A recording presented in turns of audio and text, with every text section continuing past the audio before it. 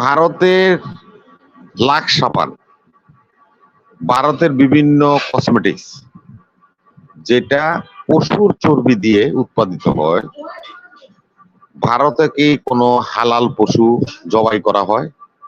হালাল ভাবে করা হয় না। ভারতের পশুগুলি হালাল পশু সব তা তো নয়। রবি ভাই, এটা হলো অ্যাস্ট্রাজেনেকা, হলো মাদার মেডিসিন।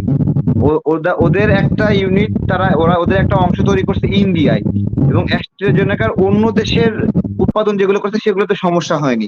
ইন্ডিয়ায় যেগুলো উৎপাদন করছে কোভিশিল্ড, সেইটাতে সমস্যা হয়েছে, মানে ইন্ডিয়ান প্রোডাকশনের সমস্যা। 1 নম্বর, আপনার ভারতীয় পণ্যটা হলো আদানির রূপচাঁদা তেল।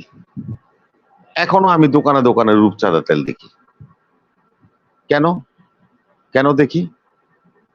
সেটা হলো আমাদের দুর্ভাগ্য। জাতি হিসাবে আমরা এখনো সচেতন হতে পারিনি। আজকে 527টা পণ্যের যেখানে কি ক্যান্সারের উৎপাদন পাওয়া গেছে, এটা কি বাংলাদেশের বিএসটিআই থেকে রিপোর্ট হয়েছে? এই দালালরা আমাদের দেশের বিএসটিআই দালাল আছে, এই দালালরা, ভারতীয় দালালরা বসে রয়েছে। ওরা কি এই রিপোর্ট তৈরি করছে? আপনি নিজেই তো বললেন। ইউরোপিয়ান ইউনিয়নের ফুড এবং ড্রাগস যে তাদের সংস্থা আছে, তারা European food and food and কি জানি আপনি বললেন, যাই হোক, সেফটি অথরিটি, হ্যাঁ অথরিটি, তারা নির্ণয় করছে 527টার মধ্যে ক্যান্সার উপাদান পাওয়া গেছে। এখানে এটা বিএনপির অপপ্রচার হবে কি কারণে? বিএনপি দালালি করবে, বিএনপি বলছে নাকি? আরে সাহেব, হংকং এ, সিঙ্গাপুরে আর মালয়েশিয়াতে এবং থাইল্যান্ডে 21টা পণ্য, ভারতীয় পণ্য এই মুহূর্তে বয়কট করা হয়েছে, ব্যান করে দিয়েছে। নট বয়কট, ব্যান, রাষ্ট্রীয়ভাবে ব্যান করে দিচ্ছে। এবং যেটা নাকি তারেক বলছে যে ইউরোপের বিভিন্ন চেইন শপগুলিতে এই ভারতের 527টা পণ্য যেগুলিতে ক্যান্সারের উপাদান পাওয়া গেছে, সেই সমস্ত পণ্য সরিয়ে ফেলা হচ্ছে, সেগুলি সরিয়ে ফেলা হচ্ছে। এবং কি আমার কাছে এই তথ্য আছে যে সমস্ত কোম্পানিগুলি, ভারতীয় কোম্পানিগুলি এই পণ্য দিয়েছে উইদাউট টেস্টিং এ, সেই সমস্ত কোম্পানির কাছে ওই সমস্ত চেইন শপের মালিকরা ড্যামারেজ ক্লেম করতেছে। যেটা ইন্ডিয়ান টাইমস এর পুরো সামারি পড়লে তারা যেটা দেখে সেটা পুরো সামারির মধ্যে লেখা আছে। সামারিটা পড়লে আপনারা দেখবেন যে তারা ক্লেম করছে ওই সমস্ত কোম্পানিকে যে এই সমস্ত পণ্য আমাদেরকে কেন সরবরাহ করছে এবং আমরা যে ক্ষতিগ্রস্ত হলাম ব্যবসায়িকভাবে, আমাদের ক্ষতিপূরণ দিতে হবে। এই অবস্থায় ভারত এর পণ্যের বাজার সারা বিশ্বব্যাপী হুমকির মুখে পড়েছে।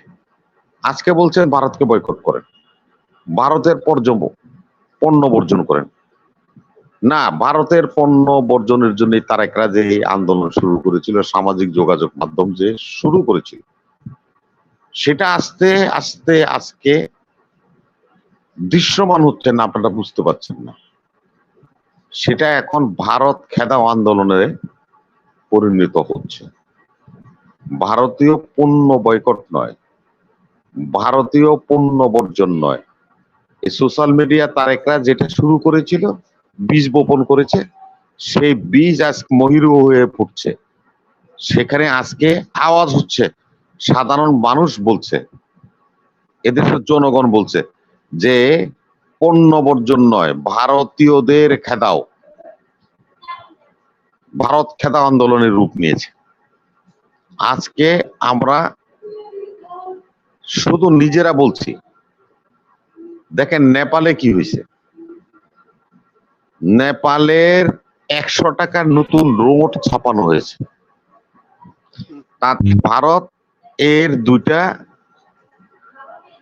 স্থান, একটা হলো কালাপানি আর লেংপুং করে দুটো জায়গা আছে, যেটা নেপাল মনে করে তাদের ভূমি। সেটা তাদের ম্যাপের মধ্যে দিয়ে তাদের ওই 100 টাকার রুপির মধ্যে তারা ছাপিয়ে দিয়েছে। কোথায় গেছে ভারত খেদাও আন্দোলনটা? আপনি দেখেন আজকে শ্রীলঙ্কার জনগণ রাজা পাকসেদের বিরুদ্ধে যেরকম সংগ্রাম করেছে, তাদেরকে শ্রীলঙ্কা থেকে বিতাড়িত করছে, ঠিক সেম ওই শ্রীলঙ্কার নাগরিকরা যারা নাকি যে রাষ্ট্রের 90% লোক শিক্ষিত, শিক্ষার ক্যাটাগরিতে 90% মানুষ তারা শিক্ষিত, তাদের বুকের মধ্যে এই তারেকদের মতো প্লে কার্ড লাগানো হয়েছে, ভারতীয় পণ্য বয়কট করেন। ভারতের যে সমস্ত পণ্য তার নাম লিখে লিখে তারা বুকের মধ্যে প্লে কার্ড বানিয়ে, টি শার্ট বানিয়ে রাস্তা রাস্তায় ঘুরছে যে এই সমস্ত পণ্য বর্জন করে। এই আন্দোলন শুধু খালি বাংলাদেশে শুরু হয়েছে, তারা একটা শুরু করেছে, সামাজিক যোগাযোগ মাধ্যম শুরু করেছে তা নয়, এটা আজকে বিশ্বব্যাপী এই ভারতীয়রা যে অপরাধ অপকর্ম করে সারা পৃথিবীকে আপনার জিম্মি করে তারা পণ্য বিক্রি করেছে, তাদের মুখে উন্মোচিত হয়েছে। আজকে ছোট্ট একটা কথা আপনাদের বলি, সাবান এবং কসমেটিক্স উৎপাদন করার প্রধান উপাদান র মেটেরিয়ালটা কি জানেন? সেটা হলো পশুর চর্বি। পশুর চর্বি দিয়ে সাবান এবং কসমেটিক্স আইটেম গুলি তৈরি করতে হয়, তা না হলে কসমেটিক্স আইটেম করা যাবে না। আপনাকে এজ এ নাগরিক হিসাবে নয়, একজন মুসলমান হিসাবে যদি আমি প্রশ্ন করি, ভারতের লাক্স সাবান, ভারতের বিভিন্ন কসমেটিক্স যেটা পশুর চর্বি দিয়ে উৎপাদিত হয়, ভারতে কি কোনো হালাল পশু জবাই করা হয়? হালাল ভাবে করা হয় না। ভারতের পশুগুলি হালাল পশু সব তা তো নয়। অ্যাস্ট্রাজেনেকা ইনজেকশন এনে কোভিডের যারা যাদের শরীরে পুশ করছে সবাই আজ বিকলাঙ্গ হয়ে যাচ্ছে। কম দামে চীন থেকে এই 2 নম্বরই অ্যাস্ট্রাজেনেকা এই ইনজেকশন এনে পুশ করে, যারা এই ইনজেকশন কোভিডের কালে পুশ করেছেন, এখন তারা সকলেই বিভিন্ন ভাবে মানসিক রোগী হয়ে যাচ্ছে, বিভিন্ন রোগের উপাদান তাদের শরীরে ছড়িয়ে পড়ছে। আজকে আমি একটা নিউজ দেখলাম, ওয়ার্ল্ড মেডিসিন জার্নালে, এটা প্রকাশিত হয় মনে হয় লন্ডন থেকে, অ্যাস্ট্রাজেনেকা কোম্পানি তাদের এই ইনজেকশন সারা বিশ্ব থেকে সরিয়ে নিচ্ছে। আরে ভাই, এখন সরাই নিলে লাভ হবে কি? এখন তার কোভিড নেই।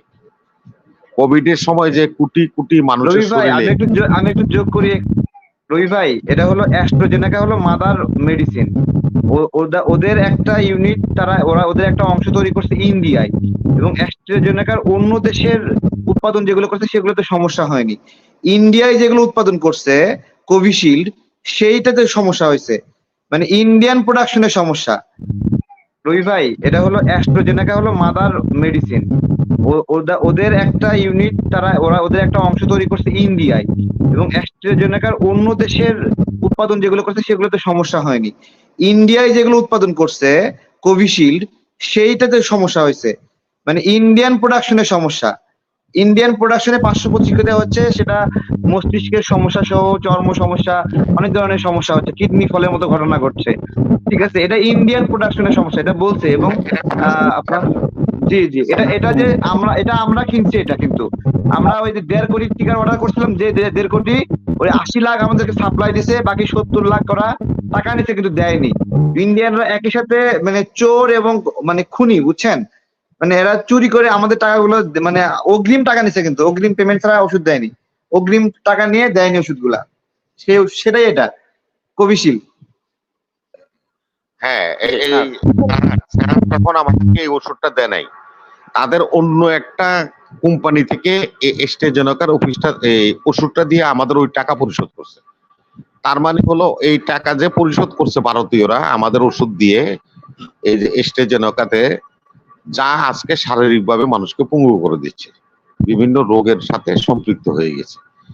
এই ধরনের অবস্থার মধ্যে যেটা আমি বলতেছিলাম, যে আপনাকে সাবান এবং কসমেটিক্স উৎপাদন করতে হলে পশুর চর্বির প্রয়োজন। এটা হলো প্রধান।